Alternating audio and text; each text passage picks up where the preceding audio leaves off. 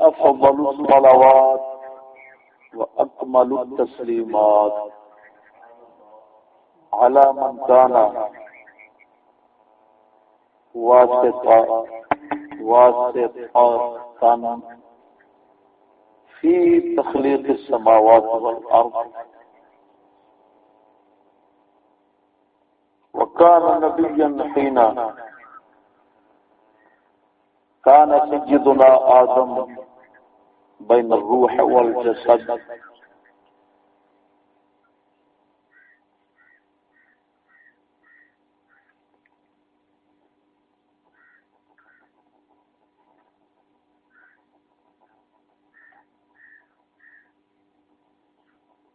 وأنزل عليه الكتاب الذي لا يأتيه الباطل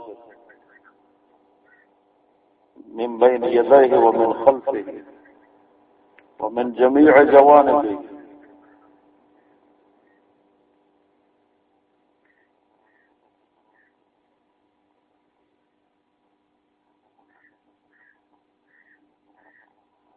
وعلمه الله تعالى البيان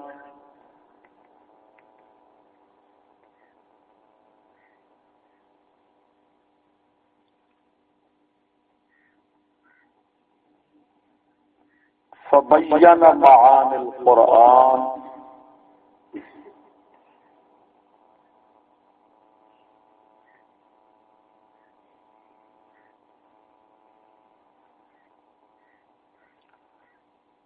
والصلاة وعلى آله وأصحابه الذين اتبعوه بإحسان وإخلاص وحملوا عنه دينه حملا حسنا ونقلوه كما حملوه بدون زيادة ونقصان.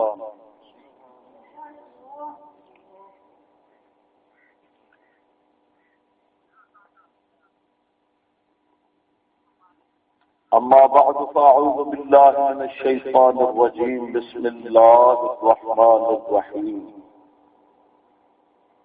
ثم قفينا على آثارهم برسلنا وقفينا بعيسى ابن مريم وآتيناه الإنجيل وجعلنا في قلوب الذين اتبعوه رأفة ورحمة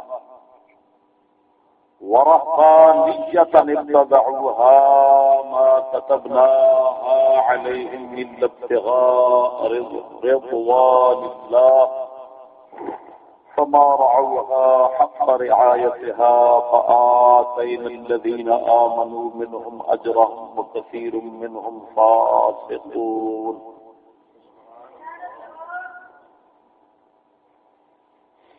آمنت بالله صدق الله مولانا العظيم وصدق رسوله النبي الكريم الأمين.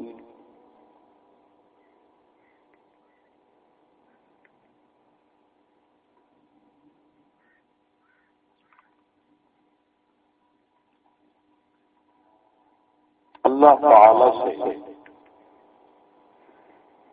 حق، صدق اور ثواب کے الہام کی خلوص دل کے ساتھ دعا کرتے ہوئے عرض کرتا ہوں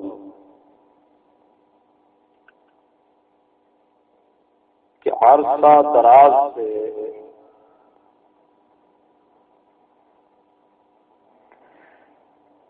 رغبت تھی، خواہش تھی، بدعت کے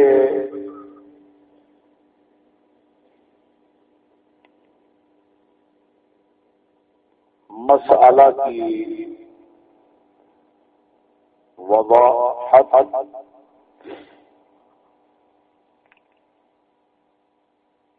اور اس موضوع پر اس موضوع پر کلام کرنے کی۔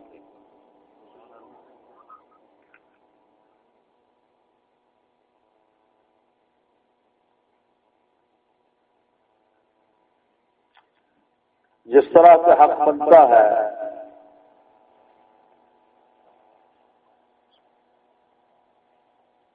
خادم دین آدمی کا کہ تحقیق کے ساتھ دین کے مسئلے کو بیان کرے، پہلے مکمل اس کو صحیح سمجھے بعد میں بیان کرے، تو ناچیز بھی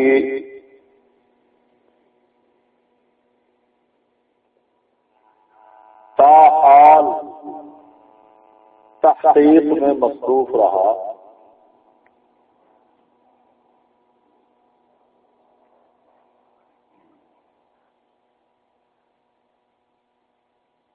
مسئلہ کے مالہ معالہ میں پوچھتا رہا، کلام علماء میں غور و خوض کرتا رہا،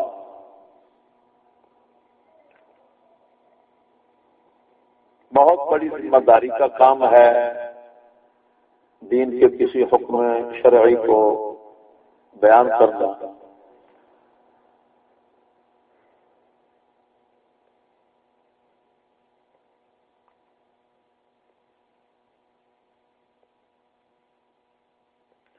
تو جلد بازی سے کام نہیں لیا،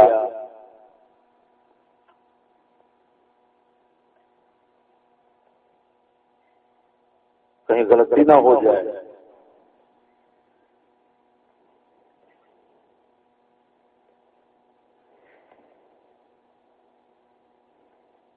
عرصہ دراز کی تحقیق کے بعد ناچیز آپ کے سامنے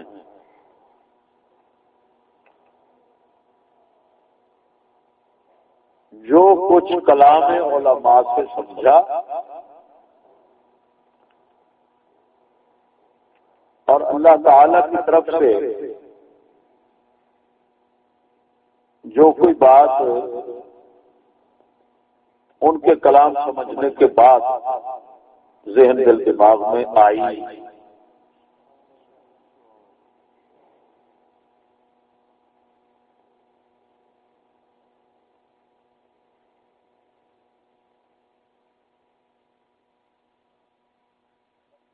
یا بطور الہام اللہ تعالی کی طرف سے عطا ہوئی،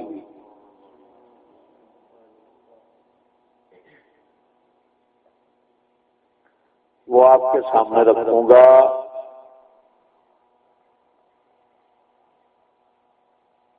یہ مسئلہ مدت دراز زمانہ قدیم سے حتیٰ کہ اسلاف امت سے کافی متنازع بھی رہا ہے۔ کلام علماء آپس کے اندر اختلاف ہوتا ہے، اللہ تعالیٰ جس کو توفیق دے وہ اس اختلاف کے حقیقت کو سمجھ کر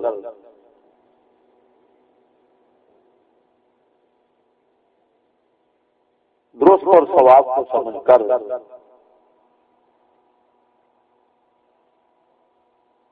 صحیح نتیجے تک پہنچتا ہے۔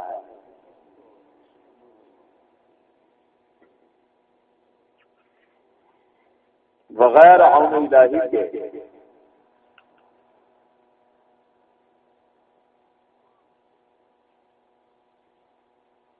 ان دشوار گزار گھاٹیوں، طویل و عریض صحراؤں سے نکلنا بہت مشکل ہے۔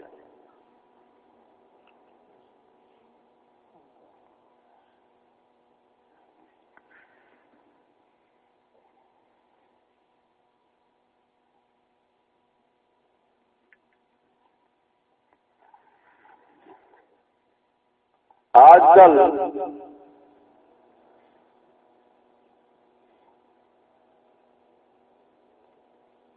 جبکہ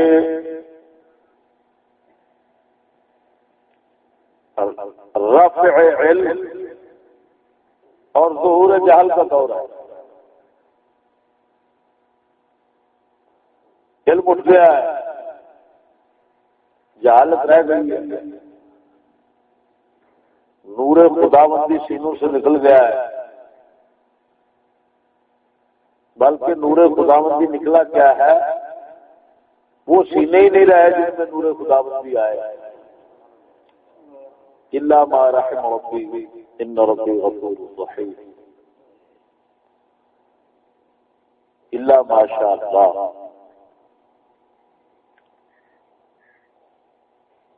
تو ایسے حالات میں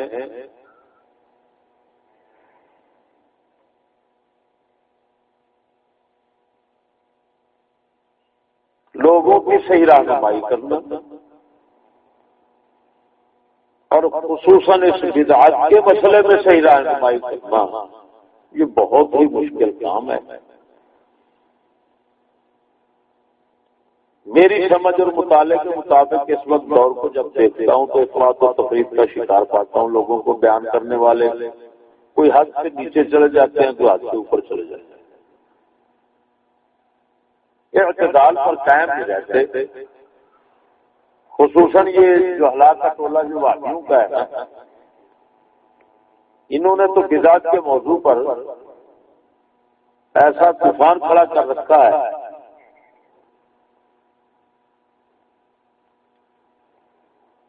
کہ مجال ہے ان کے بیان کے مطابق اسلاف میں سے کوئی بچے تھے.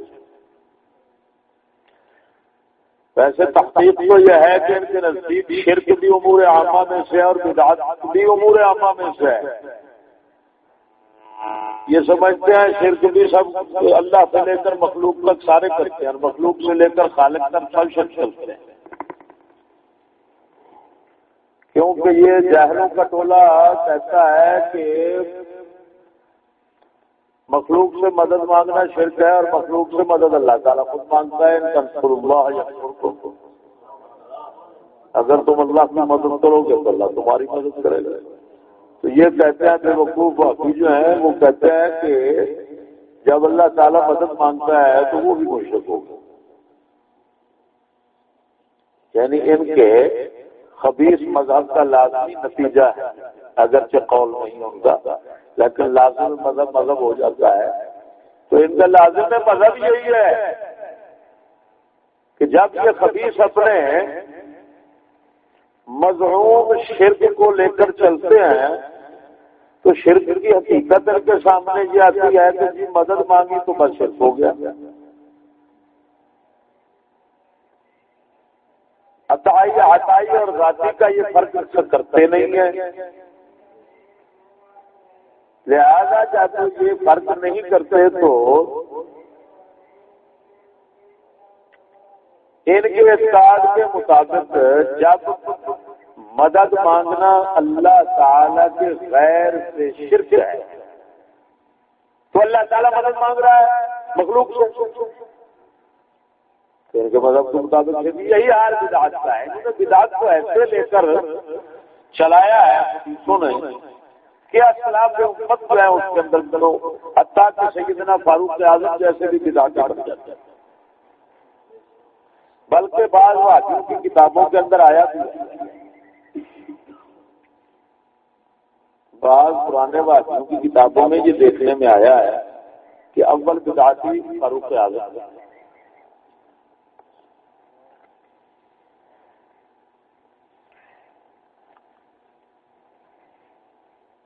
تو بھائی ایسے حالات میں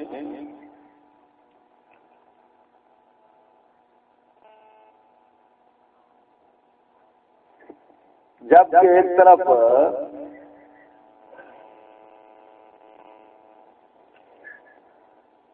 علم جو ہے جو نور خداوندی ہے اس کے حامل سینے نہیں آئے، نحوست اور شر کا دور ہے. سید عالم صلی اللہ علیہ وسلم نے فرمایا ينزع العلم وفي روایت يرفع العلم يظهر الجهل كما رواه البخاری، کہ علم اٹھ جائے گا، جہالت عام ہو جائے گی، علم اٹھ جائے گا اور جہالت عام ہو جائے گی. یہ وہ سکول کالجوں کی یہ شیطانی جہالت ہے جس کو لوگ تعلیم کہتے ہیں، یہ عام ہو رہی ہے. علم دین اٹھ گیا ہے. سرکار کے اس فرمان عالی شان کے مطابق اس طرح واقع ہو گیا ہے. معلوم ہوا فرمان عالی شان کے مطابق سکول والا کوئی علم نہیں ہے. اگر علم ہوتا تو یہ ختم ہوتا. یہ پھیل رہا ہے. شریعت کا علم اٹھ رہا ہے. جب شریعت کا علم اٹھ رہا ہے معلوم ہوا یہ جہالت کا علم ہے.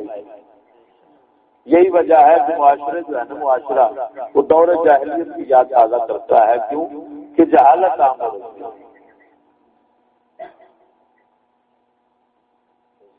یہ معاشرہ جو ہے جس طرح کے سکول کی تعلیم عام ہو رہی ہے، یہ معاشرہ دور اسلام کی یاد کو تازہ نہیں کرتا. معاشرے میں جاہلیت کے آثار ہیں.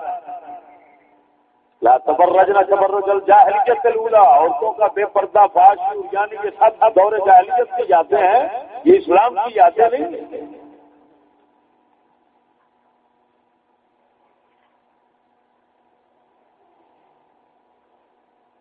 تو ایک طرف جب کہ علم اٹھ رہا ہے، نور خداوندی سینوں سے اپنا نور خداوندی رکھنے والے سینے نہیں رہے.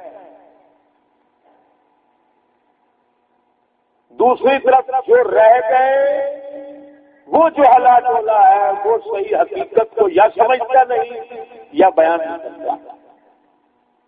دنیاوی مفادات اور لالچ. ایسے حالات کے اندر اللہ تعالی کی مدد سے ناچیز کا جس طرح دستور رہا ہے، جس طرح طریقہ کار رہا ہے کہ بلا خوف خطر اور بلا خوف لومۃ لائم، ہاں جی، ناچیز نے ہمیشہ جو ہے وہ حق گوئی کو ملحوظ رکھا ہے اور حق کے بیان پر ہی زور دیا ہے. تو اس موضوع پر، بدعت کے موضوع پر بھی ناچیز آپ کو انشاءاللہ اللہ تعالیٰ کی طرف سے جو حق اور ثواب سمجھ آئے، جو سمجھ آئے گا، جو سمجھ آیا وہ پہنچا دے گا.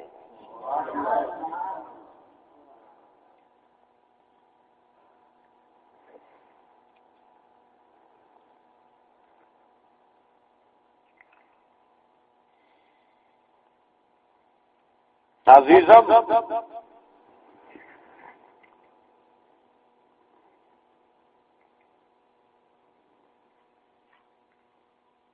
یہ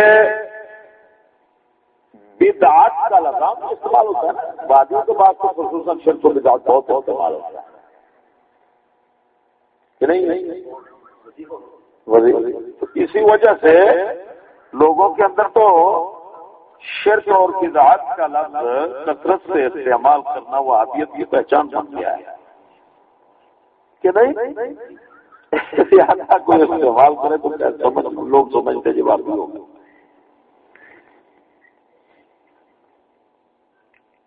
حالانکہ حقیقت یہ ہے کہ شرک و بدعات انہی کے اندر سب سے زیادہ ہے ایمان سے پہلے. میں جو تحقیق کر چکا ہوں نا، شرک اور بدعت دونوں چیزیں انہی کے اندر سب سے زیادہ ہیں.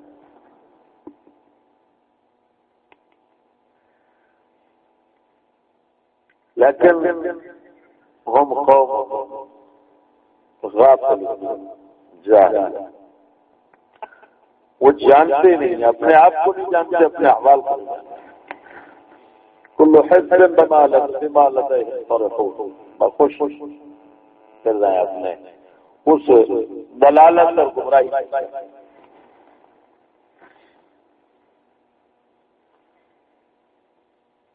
میرے بھائی، اب بدعات کے موضوع پر جب میں کلام شروع کرنے لگا تو اس کا خاکہ سمجھیے میں کن مباحث پر گفتگو کروں گا. مبحث اول، بحث اول تو ہے اس کے معنی اور حقیقت کا بیان ہے. کہ بدعت کا معنی لغوی، شرعی یا فقہی وہ بیان کیا جائے گا. پہلی بات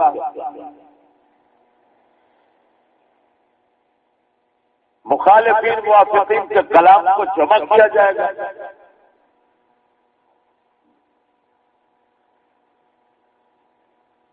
جمع کر کے جو صحیح، صواب اور درست ہوگا وہ آپ کے سامنے نکال کر لا دیا جائے گا.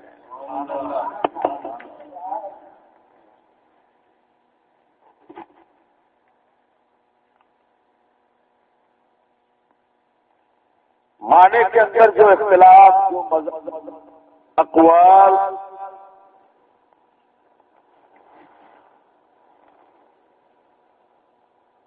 کا تعدد ہوگا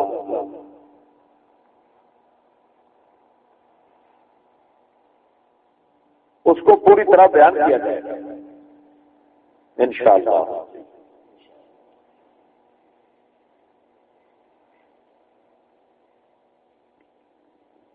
مبحث ثانی کے اندر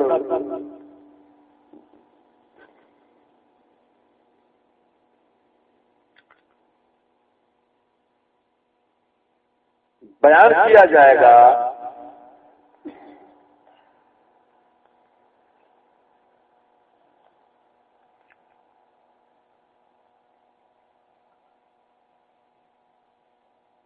کہ یہ اجتہادی مسئلہ ہے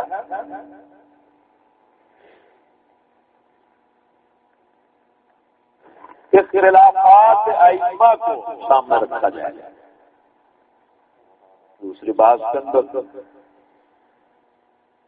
ائمہ کے، علماء کے خلافات کو پیش کیا جائے گا.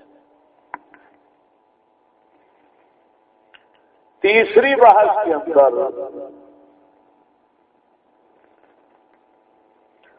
اسلاف کی طرف سے بدعات حسنہ میں سے چند کو بطور نمونہ پیش کیا جائے گا.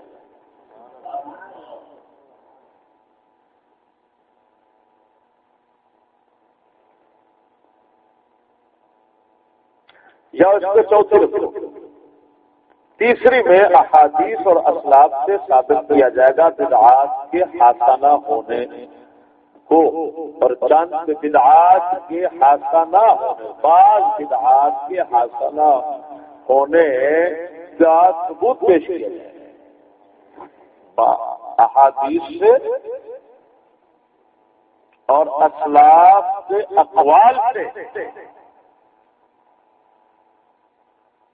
تیسرے نمبر پر احادیث اور اسلاف کے اقوال سے بعض بدعات کے مستحسن، اچھے اور حسن ہونے کو ثابت کیا جائے گا، جس کا وہ ابھی ٹولہ منکر ہے. وہ کہتے ہیں کوئی بدعت نہ، بالکل بدعت نہ، ہاں وہی بدعت نہ جو وہ کرتے ہیں. جن بدعاتوں کے مرتکب وہ خبیث خود ہے نا، وہی آتا ہے. وہ آتا ہے کیا ہے، وہ تو ان کے نزدیک سنت ہے نا، وہ سب سمجھے دین وہی ہے، جو وہ کرتے ہیں وہ سب دین ہے. اتنے لائن بن چکے ہیں یہ لوگ ہیں. اچھا سمجھ نہیں آ رہا.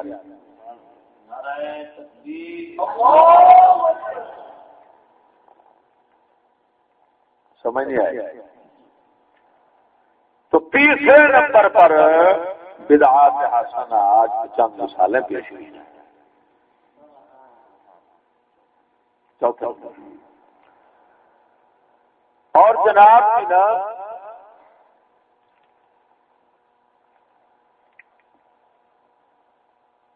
پانچویں نمبر پر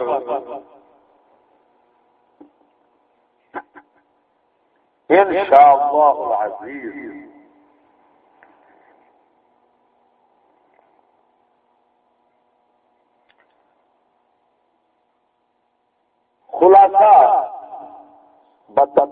خلاصہ پیش کیا جائے گا بطور محاکمہ.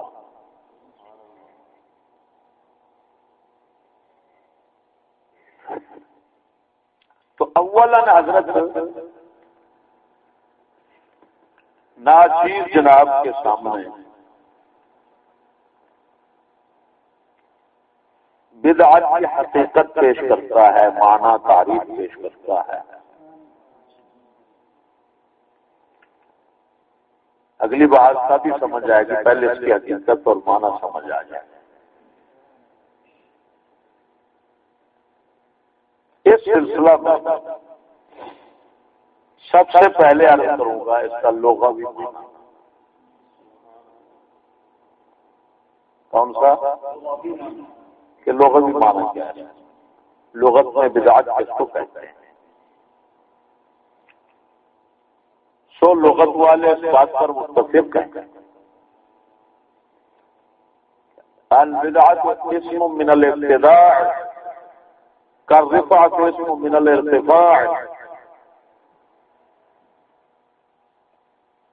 کہ بدعت اس میں مصدر ہے، ابتداع اب ابتداء ابتداع، ابتداء کا معنی ہوتا ہے نیا بغیر نمونے کے چیز بنانا، پیدا کرنا. بغیر نمونے کے چیز کو پیدا کرنا، بنانا، یہ ابتداء. اس سے بدعت نہیں چیز، لغت میں بدعت نہیں چیز. عام اس سے کہ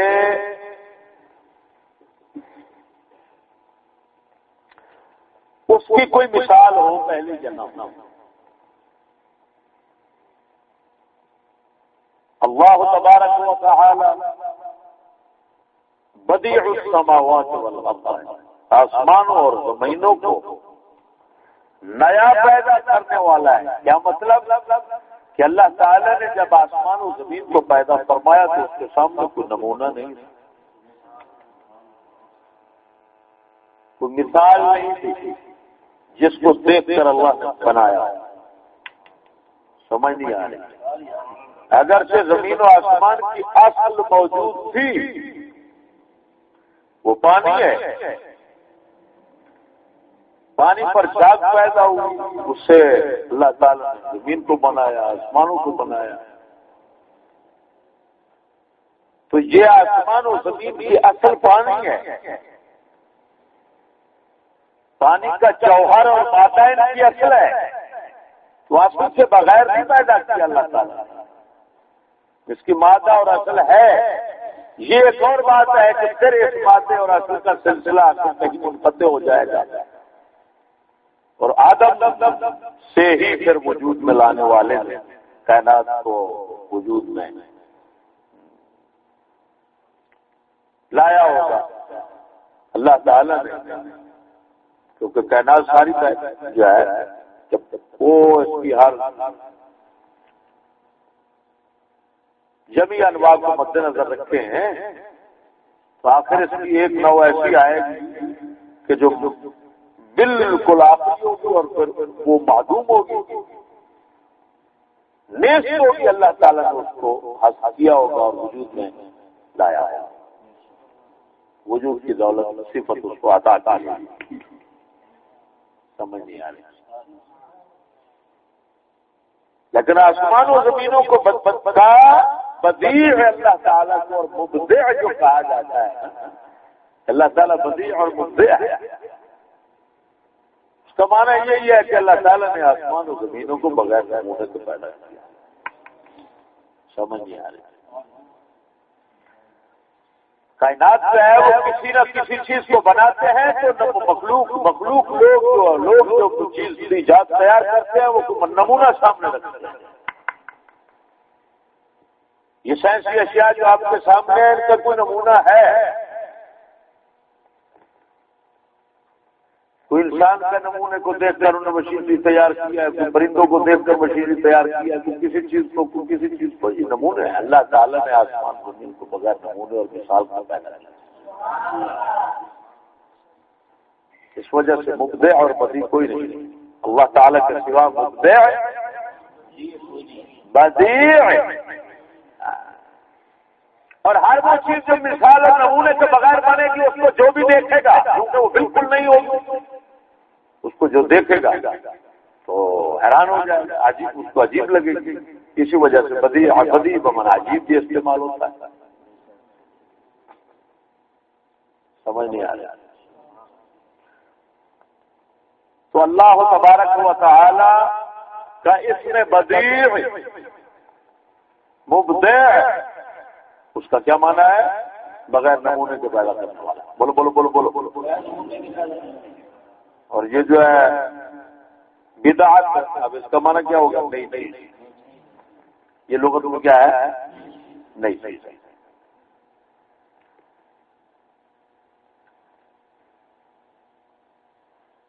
تو لغت کے اندر اس کا معنی بہت عام ہو گیا کہ نہیں چیز کوئی بھی ہو سکتی.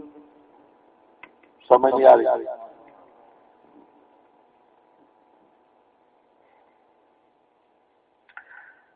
چاہے اس کی اصل ہو، چاہے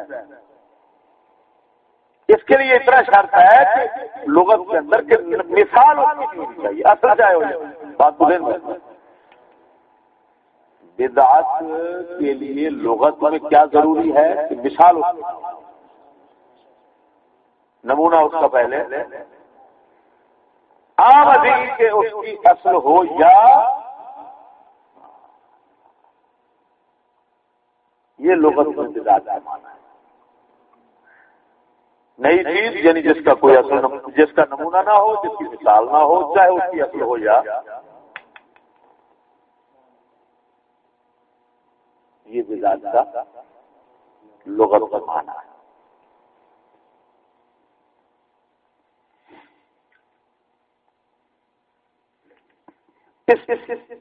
اصطلاح فقہا اور شریعت مطہرہ میں کیا معنی ہے اس کا؟ اس کی کیا حقیقت ہے، کیا تعریف ہے، کیا تعارف ہے اس کا؟ بھائی بدعت کا شرعی معنی کیا ہے؟ توجہ ہے نا.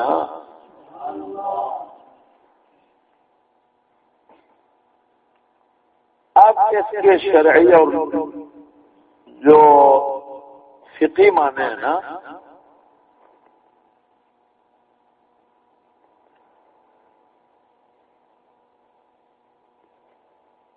ان کے بیان کے اندر دو گروہ ہیں، دو جماعتیں ہیں، دو طائفے ہیں، دو طریقے ہیں. سمجھ نہیں آئی. لیکن لگتا ایسے ہے کہ وہ ایک لفظی نزاع ہے، جو حقیقت نکالتے ہیں نا دونوں گروہوں سے جو کچھ حاصل ہوتا ہے وہ یہی ہوتا ہے کہ جس کی شریعت میں بدعت کی تعریف مانا یہ ہوگا کہ ایسا عقیدہ، ایسا عمل، ایسی بات، ایسا طریقہ کہ جس کی شریعت مطہرہ میں اصل نہ ہو.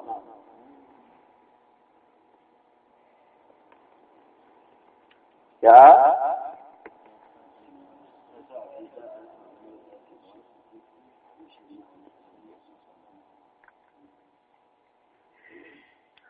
شریعت مطہرہ میں جس کی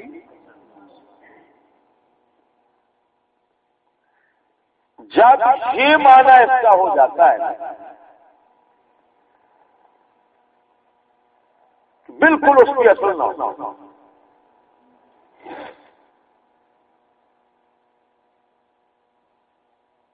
تو پھر سب کے نزدیک جس کی بالکل ہی اصل نہ ہوگی وہ سب کے نزدیک مردود ہو جاتا ہے.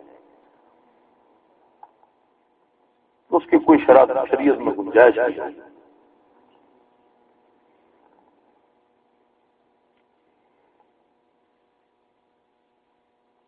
اگر ان دو گروہوں کے علیحدہ علیحدہ طریقے اور معنی کو بیان کروں تو وہ یہ دو حضرات بنتے ہیں یہ دو گروہ، دو طائفے، دو جماعتیں، ہمارے پیچھے بزرگان دین یعنی اہل سنت و جماعت کے بزرگوں کے جو دو گروہ بنتے ہیں، ایک ہے امام مالک رحمہ اللہ کے پرانے ماننے والے مقلدین حضرات، متقدمین اصحاب مالک رحمہ اللہ، امام مالک رحمہ اللہ کے پرانے، امام مالک ہے نا شریعت کے دوسرے امام اعظم ابو حنیفہ پہلے ہو گیا، امام مالک دوسرے ہو گئے، تو امام مالک رحمہ اللہ کے پرانے ساتھی، پرانے ساتھی سے مراد ان کے پرانے مقلدین، یعنی پرانوں سے مراد ہے وہ سن 300 ہجری سے پہلے کے بعد متقدمین اصحاب مالک میں خیال ہے، سمجھ نہیں آ رہا؟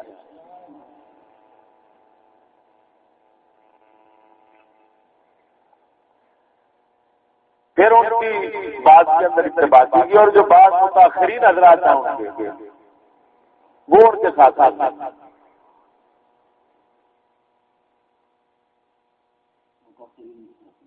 متقدمین۔ اچھا، اور متاخرین میں امام شافعی کا نام مشہور ہے، آپ جانتے ہیں قرات کے بہت بڑے اماموں ہیں شافعی، سمجھ نہیں آئی؟ ان کی کتاب الاعتصام، کون سی؟ ہاں، یہ جو ہے نا الاعتصام میرے سامنے، یہ ان کی کتاب ہے، یہ اسی موضوع پر ہے، یہ ساری کتاب ہی بدعت کے موضوع پر ہے، سمجھ آئی گئی؟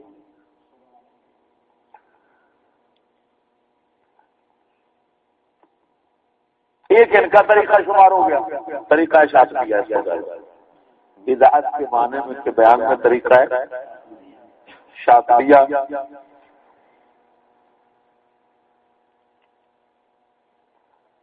ان سے پہلے اس موضوع پر جو کتاب امام مالک رحمہ اللہ کے مقلدین نے لکھی تھی وہ کتاب الحوادث والبدع امام طرطوشی کی ہے، ابن رندقہ، یہ 520 ہجری کے ہیں۔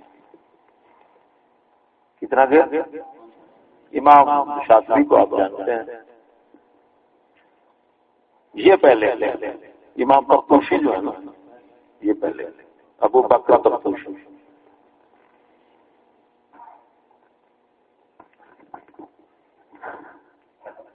ایک طریقہ ان کا ہے، دوسرا طریقہ بدعت کی تعریف کے اندر اور بدعت کے معنی کے بیان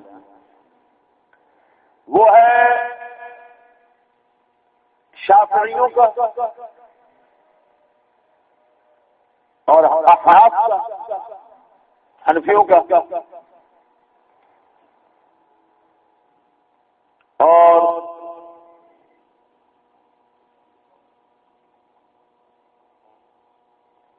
وہ متقدمین متاخرین ثابت کیا گیا، وہ پرانے نئے ثابت۔ تو شافعیوں اور حنفیوں کا ایک طریقہ ہو گیا، ایک پرانے مالکیوں کا ہو گیا، ان کے جو بعد والے ہیں پچھلے وہ ادھر حنفیوں کے ساتھ شافعیوں کے ساتھ آئے۔ وہ وجہ بھی جا کر انشاءاللہ العزیز بتاؤں گا کہ کیا وجہ ہے متاخرین ادھر کیوں ہوئے ہیں، اور وہ کیا ان کا جو اختلاف ہے متقدمین کا وہ فی الواقع اختلاف بنتا ہے، اور کیا ان کی مراد، وہ ساری حقیقتات کے سامنے آ جائیں گی۔ سمجھ نہیں آئی؟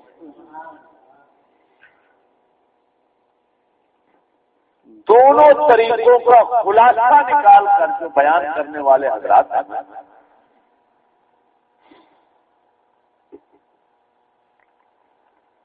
وہ ہیں حضرت شیخ محمد علی بن حسین المکی المالکی رحمہ اللہ، جو امام اہل سنت امام احمد رضا رضی اللہ تعالی عنہ کے بہت بڑے دوست ہیں، گہرے دوست ہیں، مکہ شریف کے مالکی مذہب سے اس وقت کے امام تھے، یہ بہت بڑے شیخ تھے، شیخ محمد علی بن حسین۔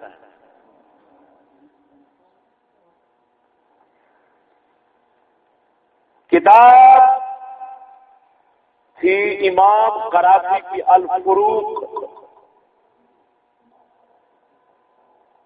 اس کے اندر آپ نے مختلف مسائل کے درمیان اور قواعد کے درمیان فرق بیان کیے ہیں، تو ان کا نام، اس کتاب کا نام رکھا فروق۔ یہ دوسرا نام ہے اس کا انوار الفروق فی انواع الفروق، فی انواع الحمزہ کے ساتھ انواع الفروق۔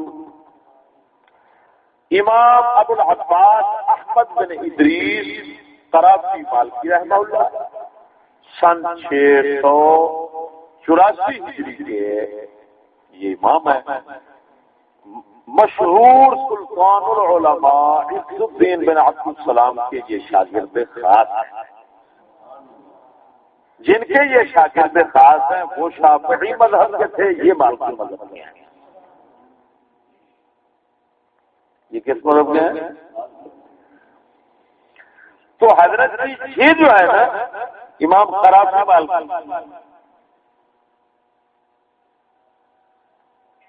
یہ بہت بڑے امام ہوئے ہیں اور جملہ علوم پر ان کو پوری دستگاہ حاصل تھی۔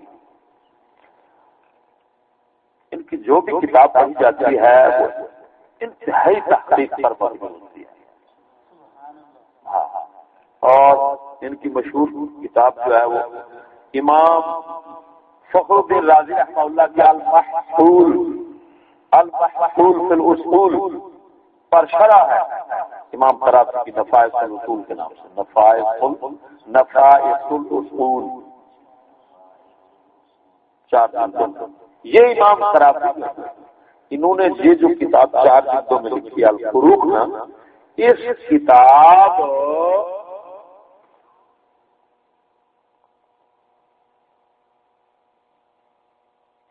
کی تحریر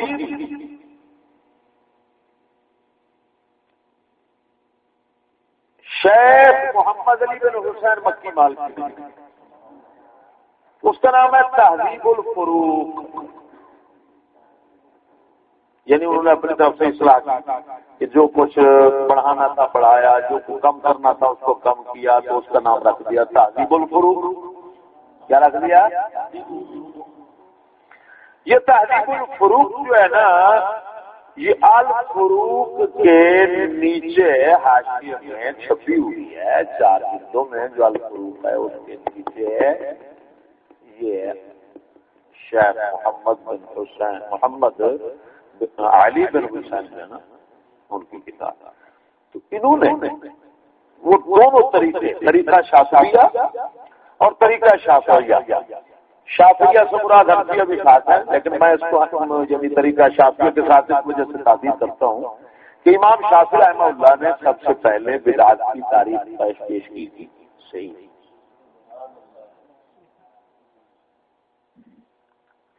سمجھ نہیں آیا؟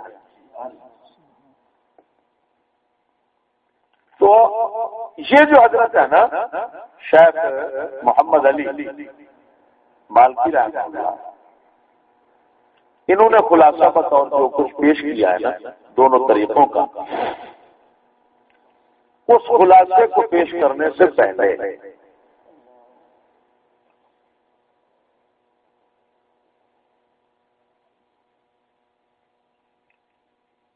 چلو ٹھیک ہے، اسی کو پہلے پیش کرتے ہیں۔ الفروق کے اندر قاعدہ نمبر، کیونکہ یہ فرقوں کی کتاب ہے، فرق بتائیں مختلف قواعد اور مسئلوں کے درمیان، تو انہوں نے قاعدہ نمبر 252 امام قرافی مالکی نے قاعدہ نمبر کتنا رکھا؟ 252، جس کے اندر بدعت کا ذکر کیا کہ کون سی بدعت ممنوع ہے کون سی نہیں ہے۔ آپ نے اس میں فرمایا اعلم ان الصحابہ فيما رأيت متفقون على انکار البدع، کہ اصحاب سے مراد وہی اصحاب مالک متقدمین، وہ فرماتے ہیں میں نے جو اتنا دیکھا ہے ان کے کلام کو وہ متفق ہیں اس بات پر کہ بدعات جو ہوتی ہے نا بدعات وہ کبھی وہ گندی ہے، سمجھ نہیں آ رہا۔ لہذا یہ حضرات بدعات شرعی کی تقسیم نہیں کرتے حسنہ سیئات کی بری کی طرف، بلکہ یہ کہتے ہیں بری ہوئی ہے، بدعت بری ہے۔ یہ بدعت شرعی کو کہتے ہیں کہ بدعت شریعت میں بری ہے، کوئی اچھی نہیں ہے، کوئی تقسیم نہیں ہے ان کے نزدیک۔ سمجھ آئی کہ نہیں آئی؟ یہ میں آگے جا کر بتاؤں گا کہ یہ تقسیم کیوں نہیں کرتے، کیونکہ ان کو تقسیم کی ضرورت ہی نہیں پڑی۔ انہوں نے اصطلاح ہے نا، انہوں نے اپنی اصطلاح ہی ایسے قائم کر لی کہ جتنا بدعات قبیحہ ہے سب کے نزدیک جو کبھی بدعات ہے یہ اسی کو ہی بدعت کہتے ہیں، باقی کو بدعت کہتے ہیں، یہ سنت سمجھتے ہیں۔ یہ آگے جا کر ہاں اس یعنی دھوکے میں نہ رہنا کہ ان کے نزدیک جب زیادہ جو بھی نیا کام پیدا ہوا وہ سب ان کے نزدیک حرام، یہ غلط۔ یہ غلط فہمی ہوگی ان لوگوں کی جو ان کے مذہب کو پڑھ کر یہی سمجھ لیں کہ ان کے نزدیک ہر نیا کام جو ہے نہ ان کے نزدیک پھر نام مختلف ہے، وہ کسی کو سنت کہہ دیتے ہیں، کسی کو مصالح مرسلہ کہتے ہیں، کسی کو کچھ کہتے ہیں، نام مختلف ہیں۔ بدعت کہتے نہیں، نام یہ بدعت کہنے میں یہ اختلاف کر رہے ہیں، یہ کہتے ہیں بدعت بہت جس کی اصل شریعت میں ملے وہ بدعت کہہ سکتا ہے، وہ یہ کہتے ہیں۔ لہذا اگر یہ کہتے ہیں کہ اگر اس کا پہلے نمونہ نہیں ہے لیکن شرع میں اس کی کوئی بنیاد ملتی ہے نا، نمونہ چاہے نہ ملے وہ بدعت نہیں ہے، وہ دین میں داخل ہے، بس اس کو دین سمجھو، بدعت کیوں کرتے ہیں؟ پھر اس کو جناب کوئی مصالح مرسلہ کبھی کہہ دیتے ہیں، ان کی مختلف نام ہے، وضاحت آگے ہوگی انشاءاللہ۔ سمجھ نہیں آئی؟ لہذا یہ ہر نئے آنے والے کام کو بدعت یعنی یہ حرام نہیں سمجھتے، تقسیم کر گئے کہ ایک وہ ہے جس کی اصل نہ ہو، ایک وہ ہے جس کی اصل بنیاد ہو، جس کی بنیاد ہے وہ کہتے ہیں بدعت ہے، اور وہ حضرات ہیں دوسرے وہ کہتے ہیں نہیں اس کو بدعت کہہ دیں، بدعت کہہ کر پھر اچھی بری کی تقسیم ہو جائے اپنا بدعت۔ ہاں اچھی بری کہتا ہوں، جب وہ اصل اس کی ہو جائے گی، بنیاد اس کی قائم ہوگی، موجود ہوگی، تو پھر وہ بدعت ہو سکتی ہے، لیکن لغت کے معنی میں آ جائے گی، لغوی معنی میں۔ کس معنی میں؟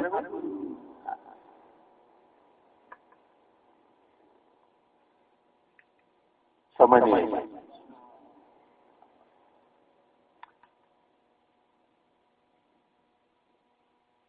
تو اس کا مطلب یہ نکلا کہ یہ بدعت کی تقسیم کے قائل ہے، اور وہ دوسرا تولا امام شافعی رحمہ اللہ اور وہ متقدم وہ حضرات جو ہیں دوسرے وہ قائل ہے۔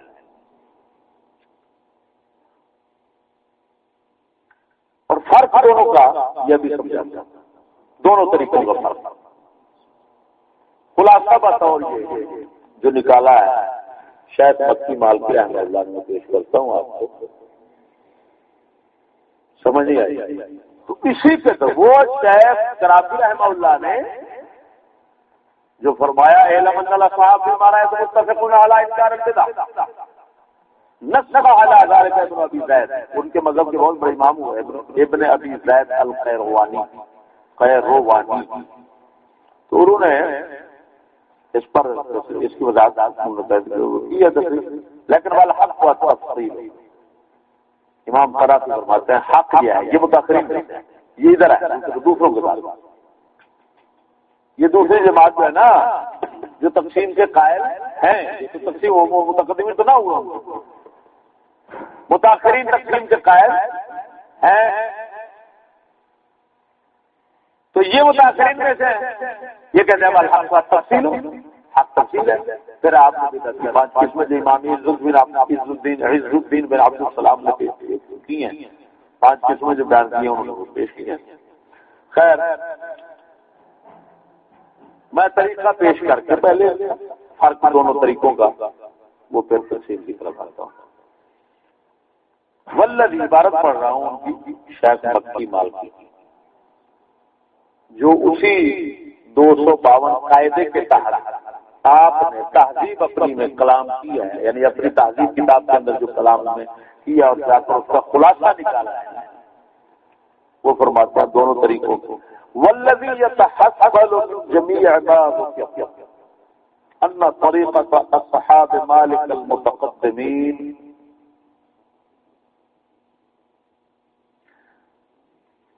على الأصل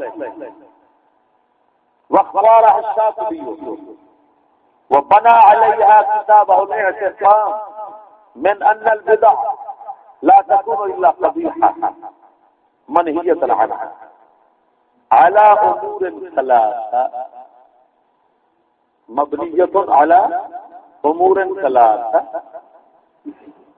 والذي يتحصل من جميع ما ذكر أن طريقة أصحاب مالك المتقدمين على الأصل واختار الشاطبي وبنى عليها كتاب الاعتصام من أن البدع لا تكون إلا قبيحة منهية عنها مبنية على أمور ثلاثة.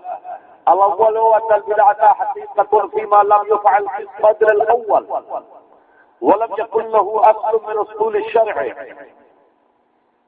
ومجازا في غير ذلك.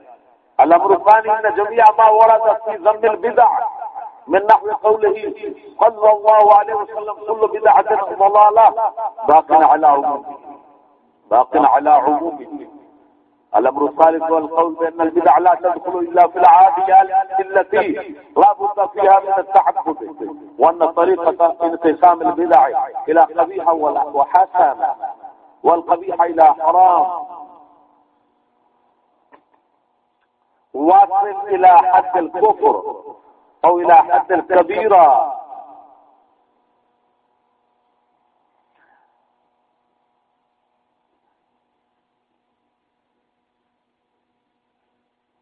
أولا وإلى مكروه تنزيها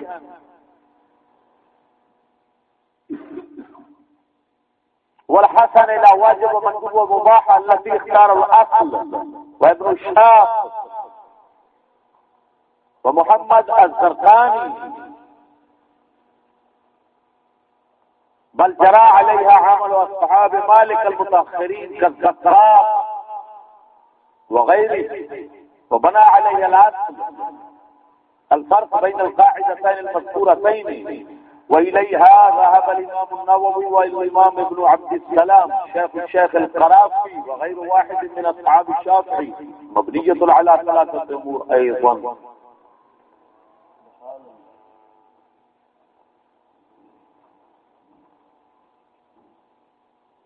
الأول أن البدعة حقيقة فيما لم يفعل في الصدر الأول كان له أصل من أصول الشرع أم لا.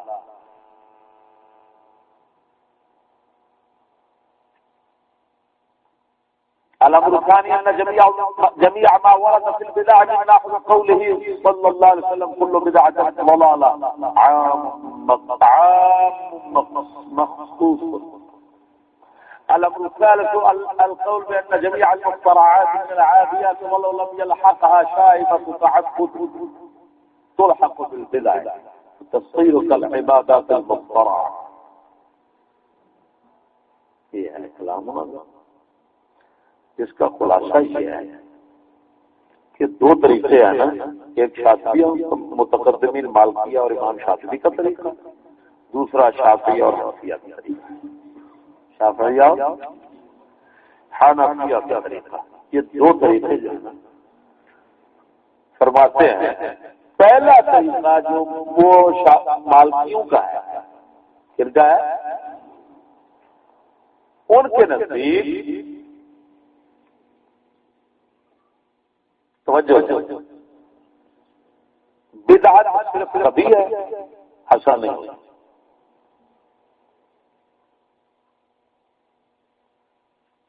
اور ان کا وہ طریقہ تین چیز ان کے نزدیک، یعنی بدعت جو ہے وہ اس کے اندر یہ تین امور ہوتی ہیں، یا ان کا طریقہ تین چیزوں پر مبنی ہے۔ ان کے طریقے کا دار و مدار تین چیزوں پر ہے۔ ایک یہ ہے کہ بدعت کا حقیقی معنی یہی ہے کہ جو صدر اول پہلے دور میں نہ ہو، یہ رسول اکرم صلی اللہ علیہ وسلم کے دور میں کیا کیا صدر اول کا لفظ ہے، لگتا ہے ایسے جیسے مراد نبی پاک کا زمانہ ہے، جس کو صحابہ کا دور کہتے ہیں۔ کیا کیا کیا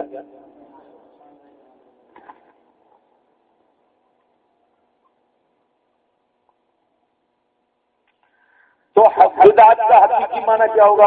بدعت کا حقیقی معنی ہے جو صدر اول میں ایسا کام، ایسی بات جو کس میں پہلے دور میں۔ دوسرا اور اس کی کوئی شریعت میں اصل بالکل نہ، اس کی کوئی اصل شریعت میں، حقیقت میں اسی کو کہیں گے۔ حقیقت میں ان کے مذہب کے مطابق بدعت وہی ہے جو نہ پہلے زمانے میں نہ ہو اور شریعت میں اس کی کوئی اصل نہ ہو، بے اصل ہو جاتا، بالکل بے اصل، بے بنیادی۔ اس کے علاوہ وہ کہتے ہیں اگر بدعت کا لفظ بولا جائے گا کہ شریعت میں اس کی اصل موجود ہو تو بدعت اس کو مجازن کہے گا، حقیقت نہیں کہے گا۔ ان کے نزدیک بدعت یعنی لغت کے اعتبار سے کہہ لو، شریعت کے اعتبار سے، یعنی مجاز جو ہے نا وہ شرعی بن جائے گا، حقیقت لغت ہو جائے گی، شرعن مجاز، یعنی اس کو مجاز بدعت جو ہے نا شرعی اعتبار سے حقیقی معنی، مجازی معنی۔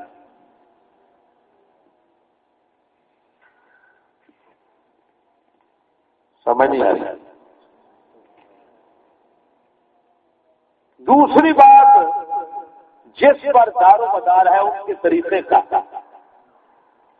وہ یہ ہے کہ بدعت کی مذمت کے اندر اور برائی کے اندر جو حدیثیں آئی ہیں، جو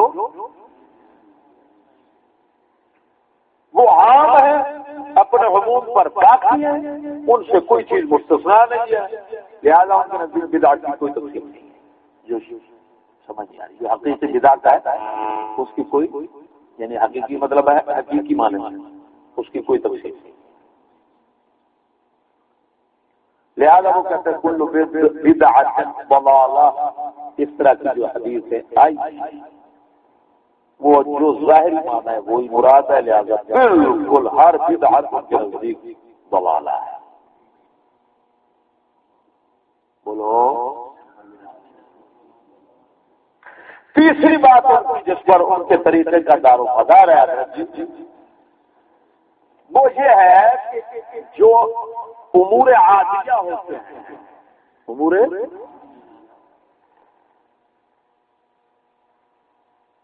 ایک ہے امور عبادیہ اور ایک ہے عادیہ، ایک ہے عبادت والے کام، ایک ہے عادت والے کام۔ کیا کیا کیا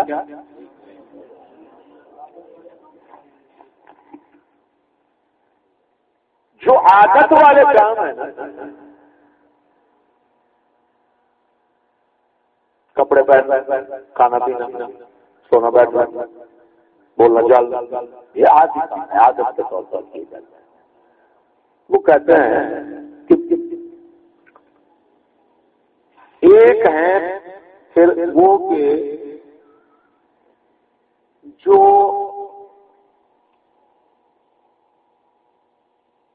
محض بطور عادت کیے جاتے ہیں، ایک ہیں جن کو بطور ثواب بھی کیا جا سکتا ہے، تو ان کے اندر عبادت والا معنی یعنی ثواب والا معنی بھی آ جاتا ہے ان کے اندر۔ تو وہ حضرات کہتے ہیں کہ جو امور عادیہ ہوتے ہیں یعنی عبادیہ، جس کا کہ جو امور عبادیہ ہیں، عبادت والے جو کام ان کے اندر بدعت جاری ہوتی ہے، امور عادیہ غلط ہوتی ہے۔ سمجھ نہیں آ رہی؟ جو کام بطور عادت کیے جاتے ہیں ان کے نزدیک وہ بدعت کا ان کا کوئی دخل نہیں ہے، اگر ہوگی لغت کے اعتبار سے، شرع کے اعتبار سے کوئی نہیں۔ سمجھ نہیں آ رہی؟ مکان ہو گیا، کھانا پینا وغیرہ، یہ وہ چیزیں دنیا کے کام جو عام عادت کے طور پر ہوتے ہیں، وائی بیجی ہوگی، یہ وہ سارا ہے جی، ایسے کام جو ہیں وہ کہتے ہیں کہ بطور عادت کیے جاتے ہیں، ان کے اندر بدعت کا کوئی دخل نہیں۔ ان کو اگر بدعت کہا بھی جائے گا کہیں تو وہ لغت کے اعتبار سے کہا جائے گا، شریعت میں کوئی بدعت نہیں۔ لہٰذا ان کے اندر جتنی تبدیلی آ رہی ہے اور ہو گئی ہے وہ کہتے ہیں اس کو بدعت کہتے ہیں۔ بولو بولو بولو۔ ہاں، عبادات یعنی جو کام بطور ثواب اور دین سمجھ کر کیے جاتے ہیں نا، کیا سمجھ کر؟ دین سمجھ کر کیے جاتے ہیں، ان کے اندر بدعت جاری ہوگی۔ لہذا جو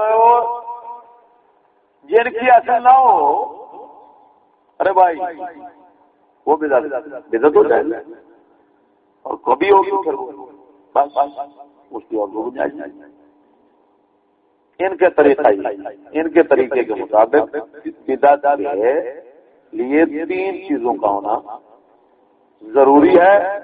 ایک یہ ہے کہ بدعت جو ہے نا وہ حقیقی وہی ہوگی، حقیقتاً وہی بدعت ہوگی جو نہ زمانہ اول میں ہو اور نہ ہی اس کی شریعت کے اندر کوئی بنیاد ملے۔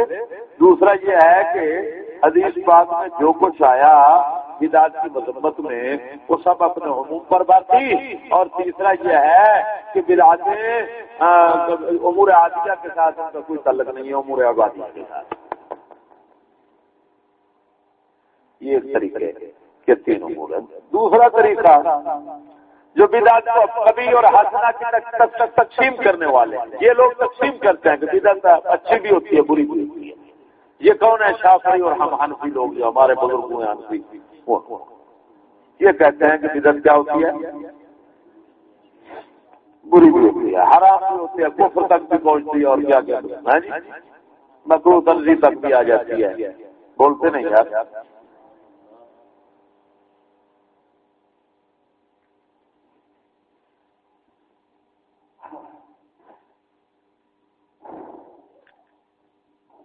یہاں پیچھے جو اس مذہب کے طریقے کو بیان کرتے جو عبارت ہے نا ان کی، اس کے اندر تھوڑا سا خلل ہے، کاتب سے جو ہوا ہے وہ یہاں پر لکھا ہوا ہے جس طرح وہ یہ ہے اپنا طریقہ تھا انقسام البدع الى قبیحۃ وحسنہ والقبیحہ الى حرام، آگے لکھا وعقل الى، حالانکہ یہ الى حرام واصل الى حد الکفر ہے، اور الى حد الکبیرہ سے آگے اولا لکھا ہوا ہے، وہ اولا ادھر نہیں ہونا چاہیے، اور الى حد الکبیرہ سے وَإِلَى مَكْرُوهٍ تَنزِيهًا، پھر وہ جو قبیح بدعت ہے پھر وہ حرام بن جاتی ہے، حد کفر تک پہنچی جس کو بدعت مکفرہ کہتے ہیں، پھر اب وہ حد کبیرہ بھی بن جاتی ہے اور مکروہ تنزیہ بھی ہو جاتی ہے، سمجھ آئے، جو وہ قبیح ہوتی ہے، اور جو بدعت حسنہ ہوتی ہے وہ واجب بھی ہوتی ہے، مندوب بھی ہوتی ہے، مباح بھی ہوتی ہے، نہیں سمجھ لگی؟ اللہ ذکرہ الاصل، اصل سے مراد وہ امام قرافی کو اصول ہے نا، کیونکہ وہ اصل ہے اور یہ کتاب اس کی تعظیم ہے، اس کی فرق ہے جی، سمجھ نہیں آ رہی، اس کی اصلاح کے طور پر کی ہے۔ تو یعنی امام قرافی نے جس کو پسند کیا اور ابن الشاط نے بھی اسی کو پسند کیا، ابن الشاط، امام ابن الشاط، شین الف شاہ اور آگے یہ 723 کے، یہ بھی امام مالک رحمہ اللہ کے مالکی ہیں، امام مالک رحمہ اللہ کے مقلدین میں سے ہیں. ان کا نام ہے امام ابوالقاسم قاسم بن عبداللہ ابن شاد کے نام سے مشہور ہے. انہوں نے بھی تہذیب کی اصلاح کیا اس کی, وہ فروق کی سمجھ نہیں آتی. کہتے ہیں کہ فروق جو ہے نا اس کی ساری باتیں جو ہے وہ قابل اعتماد نہیں ہے جب تک کہ ابن شاد کی کتاب جو ہے نا جس کی جو تلخیص ہے وہ تلخیص ہے فروق کی, تو تلخیص فروق جو ہے اس کو نہ پڑھا جائے. نہیں سمجھ لگی؟ جب جس کی تائید یہ ابن شاد کر دیتے ہیں تو وہ تو ابن شاد نے اس بات کی تصدیق کر دی ہے. یعنی امام خرابی نے جو بدعت کی تقسیم کی ہے قبیہ سیاح اور حسنہ کی طرف امام حزب الدین بن عبد السلام کی اتباع میں, تو انہوں نے اس کی تائید کر دی. تو اصل کی یعنی امام خرابی کی کتاب الفروق جو اصل ہے دونوں, نیچے دو کتابیں ہیں نا امام جو خرابی کے نیچے کتاب ہے, ایک تلخیص ہے ایک تہذیب ہے. تلخیص فروق جو ہے وہ امام ابن شافعی ہے اور جو تہذیب ہے وہ نیچے شیخ مالکی کی ہے. تو امام ابن شافعی نے اس کی تصدیق کر دی تو ابن شافعی کا بھی وہی مذہب ہو گیا. امام زرقانی جو مشہور ہے شرح مواہب الدنیا والے, انہوں نے بھی اسی کو پسند کیا. سمجھ بات کیا رہی. اور جتنے متاثرین اصحاب مالکیہ ہیں انہوں نے بھی اسی تقسیم کو پسند کیا. توجہ ذرا, کل زقاق ہوا گئی, امام زقاق کے ہوئے ہیں تو شیخ زقاق, تو انہوں نے بھی اسی کو پسند کیا وغیرہ. اور جو فرق بیان کیا امام خرابی نے اس کی بنا بھی اسی پر ہے. امام نووی جو ہے امام نووی شافعیوں میں سے ان کا بھی خیال یہی ہے. امام ابن عبد السلام جو ہے ان کا بھی یہی ہے. شیخ خرابی ان کا بھی آپ سن چکے ہیں سب کا, وہ سب یہی ہے. اور حنفی ہمارے تمام طریقے انہیں کے ساتھ ہیں جی, ان کی کتابیں پڑھیں گے تو وہ بھی سمجھنے بات کیا رہی ہے. تو یہ حضرات جو ہے نا ان کا طریقہ یہ بھی تین امور پر مبنی ہے. جس طرح کہ ان کی طریقے کا دار و مدار تین چیزوں پر تھا, ان کے تین طریقے کا دار و مدار ان کے نزدیک یہ تھا. پہلا طریقہ, پہلی چیز یہ تھی, پہلی بنا یہ تھی کہ بھائی بدعت حقیقت میں وہی ہے جو زمانہ اول میں نہ کیا گیا ہو نہ ہو اور اس کی کوئی اثر شرح میں بالکل نہ ہو. اصل بھی شرح میں انہوں نے کہا نہیں, بدعت حقیقت میں وہ ہے جو صدر اول میں نہ ہو, عام عزیز کی اس کی شرح میں اثر ہو یا نہ ہو. سمجھ نہیں آ رہا.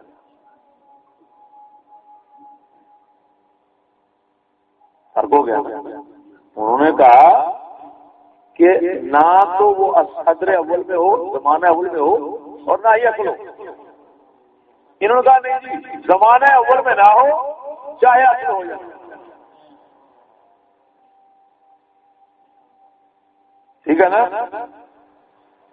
دوسرا یہ ہے کہ جو حدیثیں مذمت میں آئی ہے بدعت کے وہ عموم پر باقی ان کے نزدیک کے نزدیک نہیں ہے. یہ خاص یہ سمجھتے ہیں عام مخصوص الباز, عام جو ہے یہ وہ عام نہیں ہے. لہذا جو بدعت ان کے نزدیک قضیہ ہے حدیث میں اس کی مذمت ہے, جو بدعت دوسری ہے اس کی مذمت حدیث میں نہیں. سمجھ نہیں آ رہی. تیسرا یہ ہے کہ جتنا عادیہ امور عادیہ ہے وہ کھانے پینے مکان وغیرہ کی وہ بھی ان کو بھی بدعتوں کے اندر بھی داخل ہو جائے. ان کے نزدیک داخل نہیں, ان کے نزدیک بدعت داخل ان کے اندر نہیں ہو سکتی تھی, ادھر بدعت جاری ہو سکتی ہے, داخل ہو سکتی ہے. اب بنیادی فرق آ گیا دونوں طریقوں میں. کیوں مولانا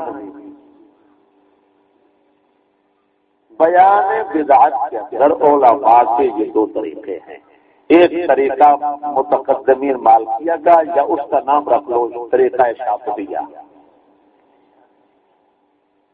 ایمان سے بتاؤ ایسے عقائد سے یہاں مولوی لوگ جو ہیں وہ بڑے بڑے مفتی بیٹھے, ان کو پتہ نہیں ہے یار یہ کیا ہے. دوسرا جو ہے طریقہ وہ شافعیہ اور حنفیہ کا ہے, اور متاثرین مالکیہ کا. اب ذرا دیر میں رکھنا, اس کا مطلب یہ نکلا کہ شافعیہ اور حنفیہ کا طریقہ جو ہے نا وہ بڑا مضبوط طریقہ تھا, جس کی وجہ سے متاثرین مالکیہ ادھر ٹوٹ پڑے. سمجھ سمجھ نہیں آ رہی یار. انہوں نے کہا نہیں جی وہ جو ہمارے پہلے لوگ کہہ گئے نا ان کی باتوں کا کوئی مطلب ایک ایسا ہے کہ جس سے نتیجہ یہی نکلتا ہے کہ صحیح بات شافی ہوتی ہے. سمجھ نہیں آ رہی یار. ورنہ وہی ہے وہ بھی اہل مذہب ہے یار. اصحاب مالکیہ ہیں وہ اپنے اماموں اپنے بزرگوں کو کیوں چھوڑ رہے ہیں؟ کوئی وجہ ان کے سامنے آئی تھی جس وجہ سے ان کو یہی صحیح لگا کہ ادھر سے چلے. ان کے کلام کا مطلب یہی آتا صحیح نکلتا ہے. ورنہ یہ نام یہ نہیں ہو سکتا کہ انہوں نے جناب وہ بالکل ہی اپنے مذہب کے متقدمین کو چھوڑ دیا ہو. یار یہ کیسے سمجھ نہیں آ رہا. خیر میں آگے وضاحت کروں گا انشاءاللہ. ان کی اس ترک کی وجہ بیان انہوں نے کیوں ترک کیا؟ متقدمین کا جو طریقہ تھا اس کو انہوں نے کیوں ترک کیا؟ کیا دلائل تھے ان کے سامنے؟ کیا وجوہات تھی؟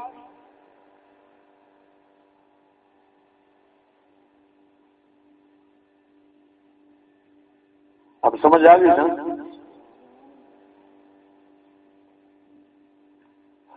اب جو متقدمین مالکیہ جو ہیں ان کے نزدیک جس کا نام شریعت میں بدعت ہے اس میں کوئی حسن نہیں ہے، کوئی اچھائی نہیں ہے، وہ سب برا ہے. لیکن پہلے وہ ان کے 3 چیزیں ذہن میں رکھنا جن پر انہوں نے بدعت کی بنیاد رکھی. اس طریقے کی بنیاد رکھی کہ بھائی میاں بدعت کے لیے پہلی بات یہ ضروری ہے کہ بدعت وہی ہے جو زمانہ اول میں بھی نہ ہو، اس کی بنیاد بھی نہ ہو. ارے بھائی جب بنیاد نہیں ہوگی تو اس میں تو ان کا بھی اتفاق ہے دوسرے ٹولے کا. وہ کہتے ہیں اگر بالکل بنیاد اس کی نہ ہو اور صدر اول میں بھی نہ ہو تو پھر تو ظاہر بات ہے وہ کبھی ہو جائے گا. تو میں نے پہلے ہی آپ کو کہا تھا کہ ان ساری باتوں کو سب مذہبوں کو پڑھا جائے تو نتیجہ یہ نکلتا ہے تاکہ یہ بات جس کی اصل نہ ہو وہ بدعت ہوتا ہے شریعت کے اندر. اس پر بات بھی مستفید ہے. میں بات کی بات میں آپ کے سامنے پیش کروں گا.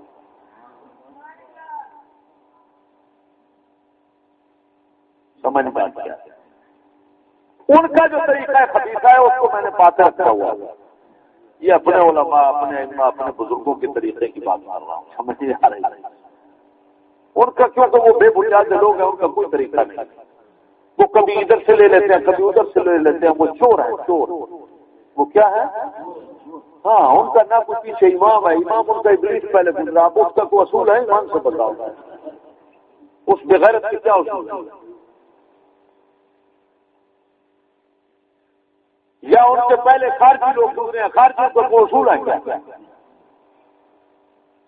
تو یہ لوگ ایسے کرتے ہیں مختار ہو کر کہتے ہیں ہم اماموں کو مانتے نہیں ہیں کسی کی تقلید نہیں کرتے. اور ہمارے مقلدین امام ائمہ جتنے گزرے ہیں ان سے خبیث لوگ کبھی ادھر سے لے لیتے ہیں کبھی ادھر سے بات لے لیتے ہیں کبھی ادھر سے. اور اپنا ایک فتو بھگوان نے ایک باغ بنا رکھا ہے. فتو بھگوان کس نے؟ تو کیسے پنجابی کی مثال ہے 2.5 ٹوٹرو تو فتو بھگوان 2.5 ٹوٹرو جان دو. وہ باغ ہوتا ہے اپنا درخت ہوتا ہے یار جس کے ایسے اتنے بڑے پھل ہوتے ہیں جس کو وہ کیا کہتے ہیں لمبے لمبے پھل نہیں ملتے یار. وہ اس کے بیج نکال کر نا امبل تاج. وہ امبل تاج سے اس کو ٹوٹرو کہتے ہیں. 2 ٹوٹرو کھڑے ہیں فتو ندو فتو سنا ہے نا. تو فتو باغبان 2 ٹوٹرو فتو.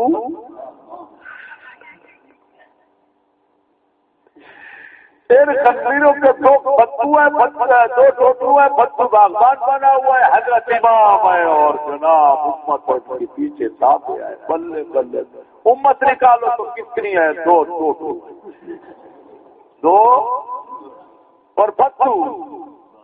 باغبان کئی البانی فتو بیٹھا ہوا ہے. کوئی فتو بیٹھا ہوا. لہٰذا ان کے طریقے کو تو یہ طریقہ ہی بے طریقہ ہے. یہ طریقہ ہی اس کو الگ یار اس کے بے ڈھنگوں کی کیا بات ہے. بے بنیاد جو لوگ ہیں ان کی کیا بات ہے. ہم اپنے بزرگوں کی بات ہے. سیدھی ساری بات ہے، ایمان ہے، بس ایسے زبان خراب کرنے کی بات ہے۔ ایمان ایسے لوگوں کو رد کرنے کی بھی ضرورت نہیں ہے، اتنا احمقوں کا ٹولہ ایمان سے اتنا ان کا مذہب جو ہے وہ واضح ہے، باطل بطلان کے اندر اتنا واضح ہے کہ ادھر جانے کی ضرورت ہی نہیں ہے۔ بس یہ عوام کی جو ہے نا وہ بے سمجھی بے علمی کی وجہ سے ادھر جانا پڑتا ہے، یہ عوام کو بچانے کے لیے، ورنہ حقیقت یہ ہے کہ ان لائنوں کا مذہب یہ ایسا فدو ہے کہ بے وقوف لانسی ہے، کہ جہالت ہے، کہ بیکار مذہب ہے، بیکار اور بے بنیاد مذہب، اس سے رد کی ضرورت ہی نہیں ہے علم ادھر جانے کی توجہ بھی نہیں۔ لیکن کیا کروں گا، ہماری عوام کو ایسا گمراہ کیا ہوتا ہے، کرنے کی کوشش کرتے ہیں اس وجہ سے عوام کو بچانے کے لیے ادھر بھی نظر کو مبذول کرنا پڑتا ہے، خرچ کرنا پڑتا ہے۔ سمجھ نہیں آ رہی یار، زبان کو بیان کو ادھر متوجہ کرنا پڑتا ہے، ورنہ کوئی ضرورت نہیں۔ خیر، اب حضرت شاذلی سرکار نے اعلی اقسام کے اندر متقدمین اپنوں سے جو کچھ اس کی تاریخ میں لکھا بدعت کی، اس کو انہوں نے خود بیان کیا۔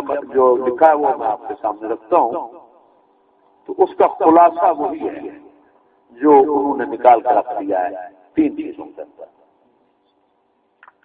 بس ان کے نزدیک بدعت وہی ہے جس کی اصل بول بول بول بول بول نہ صدر ہے نہ اس کی اصل، اور دین کے اندر امور دینیہ لہذا دنیاوی کام کہ کھانا پینا، اٹھنا بیٹھنا، مکان بنانا، کس طرح بنانا ہے، یہ وہ وغیرہ، وہ کہتے ہیں ادھر بدعت کا کوئی تعلق نہیں۔ بولو بولو بولو، امام شاذلی کے نزدیک دینی کام ان کے اندر کمی بیشی، زیادتی توجہ نہیں کی، زیادتی کر لینا، یعنی شریعت سے جو ثابت ہے اس سے بڑھا لینا، جو شریعت سے ثابت ہے اس میں کمی کر لینا۔ بولو، اور اعتقاد رکھنا کہ ہم ثواب کمائیں گے، یہ بھی ساتھ ضروری ہے۔ یعنی ان کے مطابق دینی کام کے اندر کمی بیشی کرنا ثواب کے اعتقاد کے ساتھ، کیا یعنی دین سمجھ کر دین کو بڑھا لینا، دین سمجھ کر دین کو گھٹا لینا،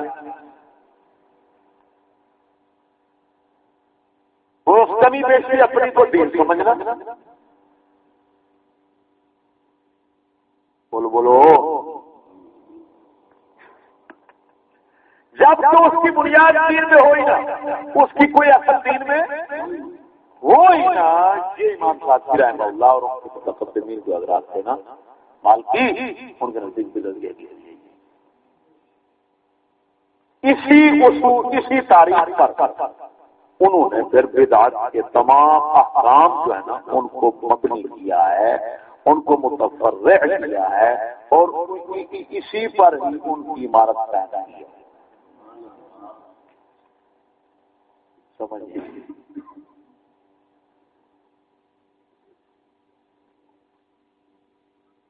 اچھا، اس کے مقابلے میں جو دوسرا طریقے والے لوگ ہیں نا، وہ کہتے ہیں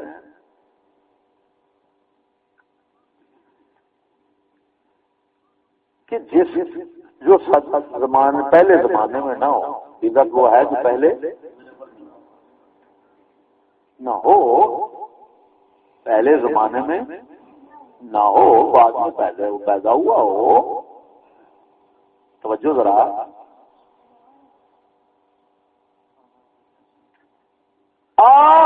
چاہے اس کی اصل بنیاد ہو جائے، پھر آگے وہ اس کی تقسیم کر لیتے ہیں۔ اب جس کی بنیاد وہ کہتے ہیں نہیں ہے تو وہ کبھی ہو جائے گی، جس کی ہے وہ بدعت ہے۔ بولو بولو یار، آپ جب کسی واقعی کے ساتھ کلام کرنا چاہتے ہیں اور وہ آپ کو چھیڑتا ہے تو اس کو کہو یار پہلے علماء اور ائمہ کرام کے طریقے بتا دیتے ہیں، بدعت کے اندر طریقے بتا دیتے ہیں، اس کی ماں بن جائے سمجھ۔ یہ دو اچھا یہ دو مذہب، ایک تیسرا مذہب ہے جو کہتے ہیں نہیں کہ بدعت قبیحہ دنیاوی کام جو ہیں ان کے اندر بھی ہو جاتی ہے اور بدعت بری ہو جاتی ہے، وہ اور وہ اس کو پرہیز کرتے تھے بدعت سمجھ کر۔ وہ ایک بہت بڑے امام ہوئے ہیں متقدمین، بہت 300 ہجری سے پہلے جو لوگ ہوتے ہیں ان کو متقدمین کہتے ہیں۔ امام محمد بن اسلم طوسی، کیا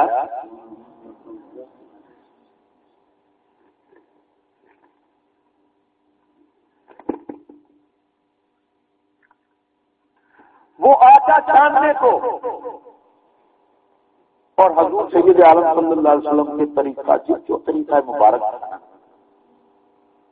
چاہے وہ دین میں چاہے دنیا میں، اس طریقے کے خلاف چلنے کو وہ بدعت سمجھتے ہیں۔ بس شیخ محمد بن اسلم طوسی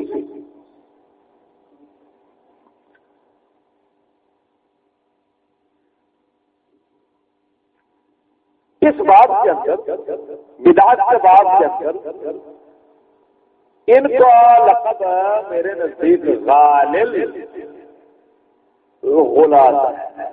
یہ انتہائی غالی یعنی کیا مطلب کہ انتہائی متشدد قسم کے بارے میں ہے، اگرچہ وہ اپنے باپ کے اندر اپنے عمل کے اندر جو کرتے تھے وہ ٹھیک ہے، وہ ٹھیک ہے ہم ان پر، لیکن امت کے لیے بھئی وہ طریقہ موضوع ہے یا نہیں، وہ نہیں اس، اور یہ میں نہیں کہہ رہا، وہ تمام اماموں کے نزدیک، بعض والوں کے نزدیک موضوع ہے، سمجھ نہیں آ رہی یاد طریقہ ان کا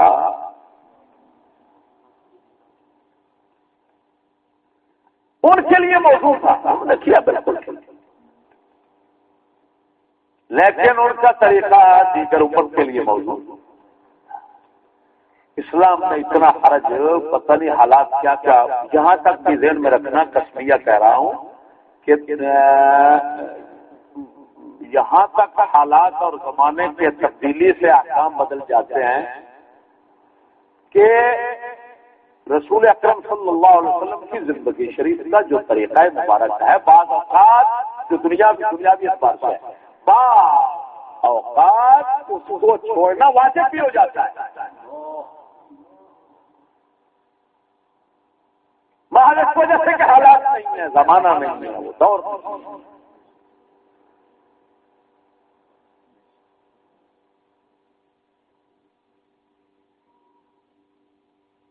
مثلا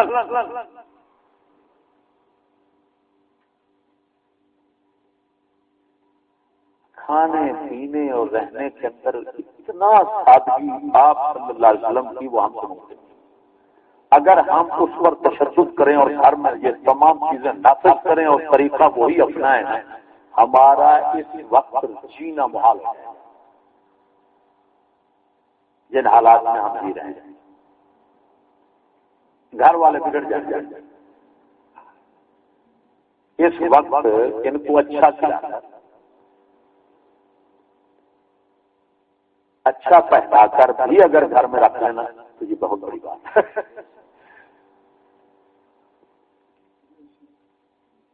اسی طرح سادے مکان، توجہ رکھو، حتیٰ کہ چھڑیوں کی چھت والے مکان اور چھڑیوں کی دیواریں جو ہیں، بعض ایسے تھے کہ صحابہ کرام ان کی مکانوں کی دیواریں بھی چھڑیوں کی تھی، یا یہ درختوں کے جو ہوتے ہیں نا شاخیں چھاپے، یا ان کی دیواریں، ان جیسے سافر لوگ یعنی زاہد لوگ کہاں سے ڈھونڈے بڑے، اگر اس طرح اچھا پھر اس دور کی پاکیزگی کہاں سے تلاش کریں، بولو رسول اکرم صلی اللہ علیہ وسلم یہ تو دنیاوی بات ہے. ارے بھائی دین کے اعتبار سے بعض باتیں اس وقت ہوتی تھی آپ حرام ہے ہمارے لیے. دین کے اعتبار سے دینی بات ہے.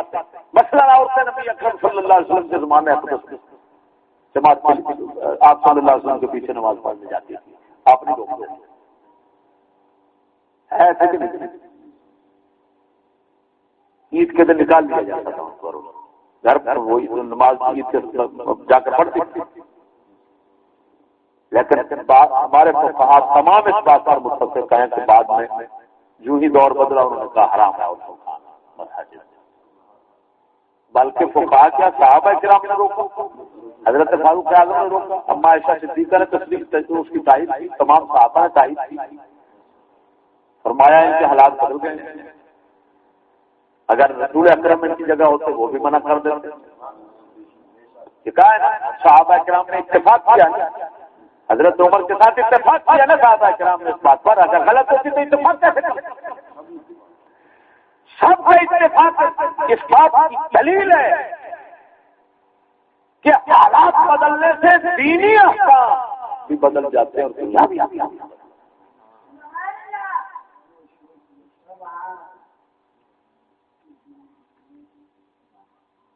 تبدیلی اسی طرح ہے. دیکھو آپ کے سامنے کیونکہ حالات بدلے اور جب کتنے کا شر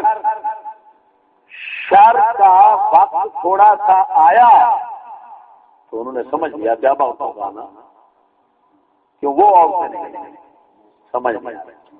صحابہ کا مقصد یہ تھا روکنے سے کہ وہ عورتیں کیونکہ نہیں رہی لہذا پاک دامنی اب جو ہے اس کو بچانا محفوظ رکھنا بہت مشکل ہے, لہذا گھر میں ہی رہے. اب مساجد میں آ کر جو ہے وہ یہ عفت اور پاک دامنی کا جو ہے نا وہ جناب قائم رکھنا یہ بہت مشکل ہو جائے گا. لہذا ضروری ہے بدکار ماحول معاشرے کو پاک رکھنے کے لیے ان کو گھر میں سمجھ نہیں آ رہی کہ ماحول اور معاشرے کو اور اپنی مسلمان بیویوں کو اپنے مسلمان مردوں کو بدکاریوں سے بچانے کے لیے ضروری ہے کہ ان کو گھر میں بند کر لیا جائے.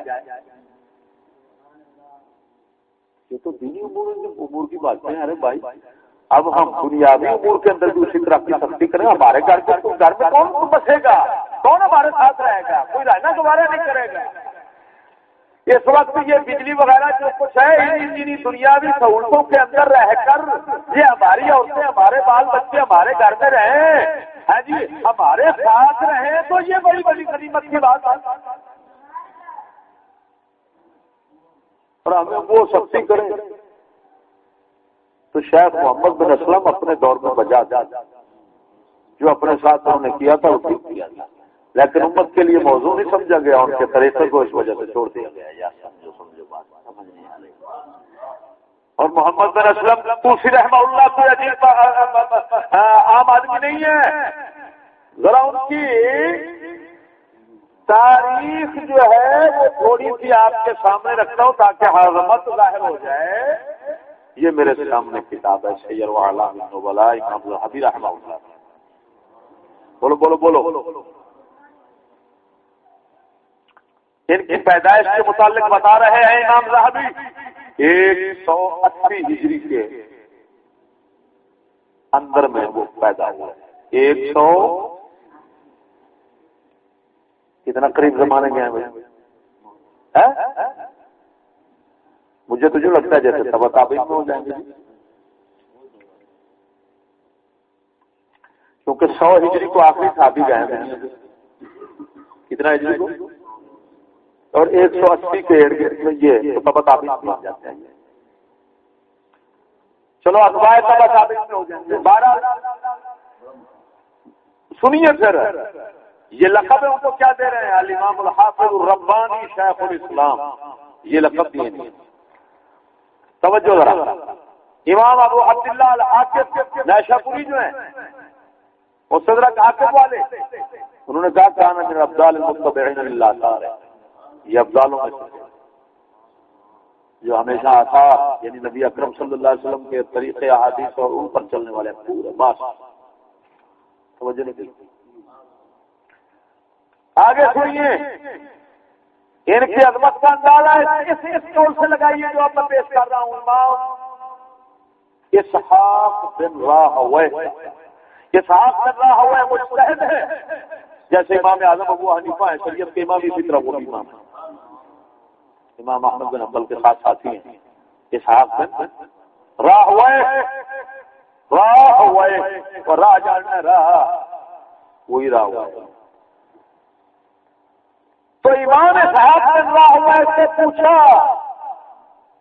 کسی نے، ان اللہ لا یجمع امت محمد علی ضلالہ فاذا رأیتم الاختلاف فعلیکم بالسواد الاعظم. ان اسحاق بن راہویہ سے پوچھا گیا کہ اے حضرت، آپ صلی اللہ علیہ وسلم نے جو فرمایا ہے کہ میری امت گمراہی پر اکٹھی نہیں ہوگی، جمع نہیں ہوگی، اتفاق نہیں کرے گی، لیکن جب تم اختلاف دیکھو امت میری میں پڑ گیا تو سواد اعظم بڑی جماعت کو لانا پکڑنا، جب بڑی جماعت کے ساتھ لگ جانا. تو پوچھا گیا حضرت یہ بڑی جماعت سے کیا مراد ہے، اس کا کیا معنی ہے؟ انہوں نے فرمایا محمد بن اسلم و اصحاب. فرمایا محمد بن اسلم اور محمد بن اسلم جو ہیں ان کے ساتھی جو ہیں، فرمایا یہ کون ہے؟ یہی بڑی جماعت ہے، یہی حق والی ٹولہ، حق والا ٹولہ ہے. بتاؤ کتنا بڑے امام ہے جو ہدایت کا نشان بن گئے. سمجھ نہیں آ رہی ہے؟ ارے بولو بولو بولو بولو، جو ہدایت کا کیا بن گئے. پھر آپ نے فرمایا حضرت صاحب لم اسمع عالما منذ 50 سنة كان اشد تمسكا باثر النبي صلى الله عليه وسلم محمد بن اسلم. فرمایا میں نے 50 کسی شخص کو میں نے نہیں سنا کہ محمد بن اسلم کی طرح نبی اکرم صلی اللہ علیہ وسلم کی اتباع کرتا. سمجھ نہیں آ رہی اپنا ان سے زیادہ اتباع کرنے والا، ان کی طرح نہیں کرتا، ان سے زیادہ نبی باپ کے طریقے کو پکڑنے والا. اب دیکھو بھائی اتنا مضبوط طریقہ کمال ہے. یہ آگے سنیے بھائی کیوں وہ دنیا کے اندر بھی کہتے تھے، دنیاوی امور کے اندر بھی نبی پاک کا طریقہ چھوڑنا ممنوع ہے. ان کے نزدیک کبھی تھا، بدعت تھا. امام شافعی نے یہ سارا لکھا ہے جو ادھر پیش کر رہا ہوں نا آپ کی بات ہے. یہ امام انہوں نے عالیہ شیطان کے اندر انہوں نے لکھا ہے حضرت جی، یہ عادیہ اور عبادیہ، جو امور عادیہ اور امور عبادیہ ہے نا، ان کا باب انہوں نے باندھا ہے نا کہ بدعت ان کے اندر جاری ہوتی ہے کہ نہیں ہوتی. تو اس کے ضمن کے اندر آپ نے فرمایا فربا ابو نعیم الحافظ عن محمد بن اسلم انه ولد له ولد، کہ ان کے ہاں بچہ پیدا ہوا. حضرت محمد بن اسلم کے ہاں بچہ پیدا ہوا. تو قال محمد بن قاسم الطوسی فقال اشتری لي كبشين عظيمين، جاؤ میرے لیے 2 چھترے خرید کر کے لاؤ. میں نے بچے کے پیدائش پر کیا کرنا ہے؟ عقیقہ کرنا ہے. ودفع الي دراهم، چند دراهم مجھے دیے. فاشتريت له، میں وہ لایا. واعطاني 10 اخرى، 10 اور درہم دیے. فرمایا اشتری بها دقيقة لے آؤ ولا تنقله وقت، لیکن آٹے کو چھاننا نہیں، روٹی اسی طرح پکا دیں. قال فنقلت الدقيق، میں نے آٹا چھان دیا. وخبزت روٹی پکا دی. ثم جئت به، لایا. فقال دخلت هذا، اس کو چھانا ہے. واعطاني 10 اخرى، اور 10 درہم دیے. جاؤ اس طرح پہ ہی دقیقہ والا نہ کھولو. ادھر جس طرح لکھا ہوا ہے فاعطاني 10 اخرى، قال اس طرح پہ ہی دقیقہ والا نہ کھولو، چھاننا نہیں. پھر فرمایا ان العقیقۃ سنۃ ونخل الدقیق بدعۃ. عقیقہ کیا ہے؟ آٹا چھاننا بدعت ہے. ولا ينبغي ان يكون في السنة بدعة، اور سنت کے ساتھ بدعت مل جائے یہ کوئی چیز تو نہیں بنتا. یار جاؤ. اور سنو بھائی آگے ان کے متعلق لکھا ہے وما شبهت الا بالصحابہ، محمد بن رافع فرماتے ہیں دخلت والا محمد بن اسلم، میں محمد بن اسلم کے پاس گیا، قبلت بین عینیہ، ماتھے کو چوما، وما شبہت الا بالصحابہ، میں ان کو صحابہ سے مشابہت دیتا تھا بس. سمجھ نہیں آ رہی؟ بولو بولو، اتنا متبع طریقے سنت سے، اتنا طریقے پر پاپا چلتے تھے کہ محمد ارے بھابھی آجا تو آٹا جان کر پتہ نہیں کتنے بورے پی گیا. وہ بغیرت محمد بن اسلم رحمہ اگر تم نہیں دیکھتا، اگر ادھر ادھر سے سنتا ہے باتیں تو ان کی بھی سن لینا. تمہارا تو کوئی امام نہیں ہے، چلو ہمارے امام سے اگر کوئی سنتا ہے تو نکالتا ہے باتیں، تو یہ نکال کر پھر اس پر لوگوں کو بتا محمد بن اسلم جو ہے وہ بہت متبع ہے آثار ہیں. ان کو سلفی کہتے ہیں. سلفی تو تمہارے نزدیک وہ پکے ہیں، جب پکے ہیں وہ آتا جاننے کو کیا کہتے تھے یار. اور بدعت حسنہ تو نہیں کہتے تھے، حسنہ ہوتی تو کیوں چھوڑتے؟ ان کے نزدیک وہ بدعت قبیحہ ہے، گندی ہے. جب گندی ہے پویاں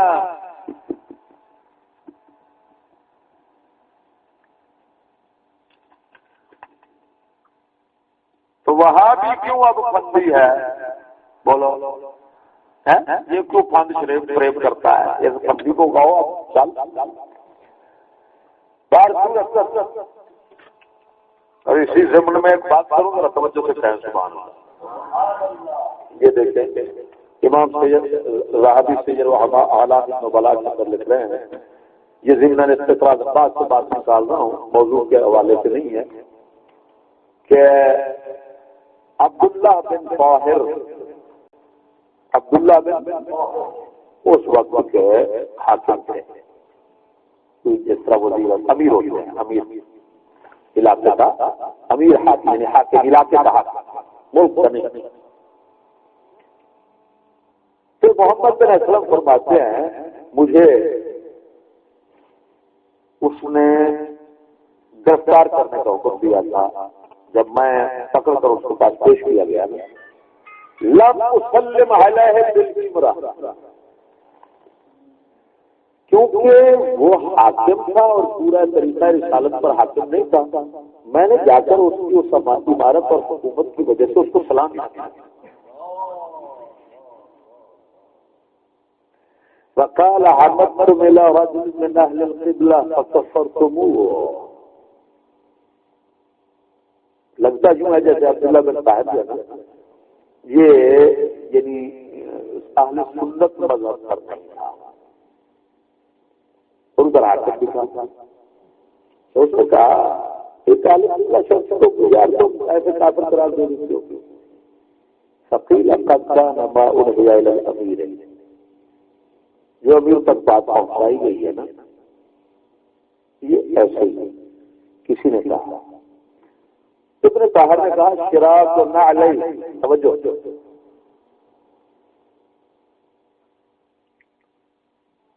ہاں کسی نے اس تک یہ بات بھی پہنچائی تھی شیخ محمد بن اسلم کی کہ یہ آسمان کی طرف نہیں دیکھتے. کیا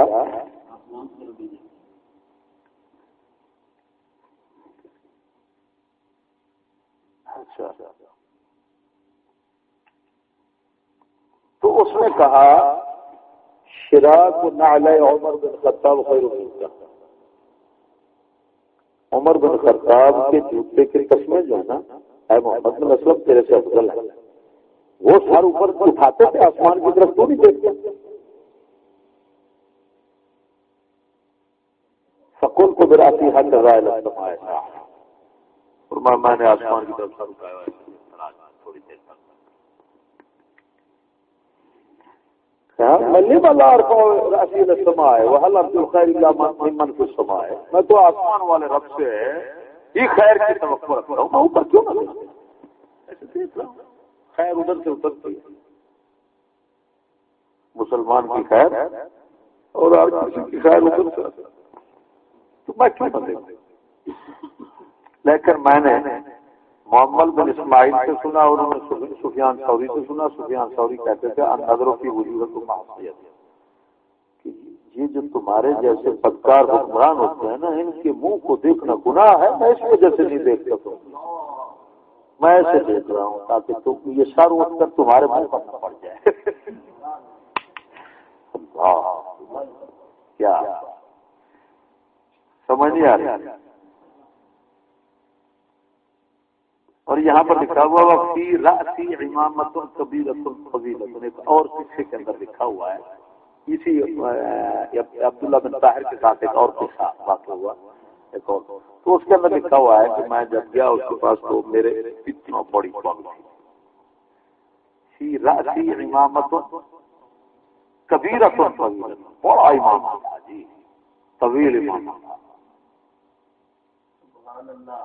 سمجھے اس کا مطلب یہ نکلا کہ اتنا بڑا متبع آثار نبویہ، نبی اکرم صلی اللہ علیہ وسلم کے طریقے کا اتنا پابند شخص جو آٹا نہیں کھانا چاہتا، آٹا نہیں کھانا بدعت قرار دے رہا ہے، وہ سر پہ امامہ بڑا رکھ کے جا رہا ہے. اس سے پتہ چلتا ہے کہ ان کے ہاں ثابت ہوگی یہ بات کہ رسول اکرم صلی اللہ علیہ وسلم اور کے صحابہ بڑے امامے باندھتے تھے. اسی ضمن کے اندر یہ بات اچھی ہے نا.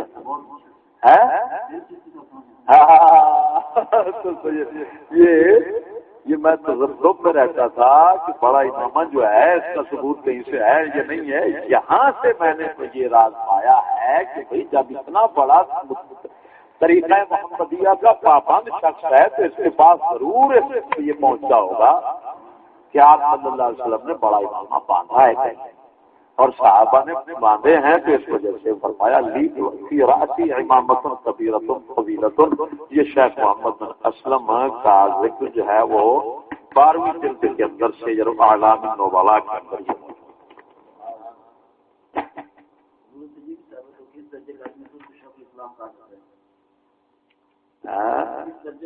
ہاں اس کو شیخ وہ اگر شیخ الاسلام کی بات پھیل لو نا، ایک آج کا جو خنزیر شیخ الاسلام ہے اس کی اگر بات نکل جائے گی اور بیڑا اس کا پہلے غرق ہے. ہاں جی. اور جو پھر یہ ہے کہ بھائی انشاءاللہ اولادی رہتی کثر پھر نکل جائے گی تو مسئلہ طول پکڑ جائے گا. ہاں جی. ہاں ورنہ یہ لائن کیا ہے یہ شیخ الاسلام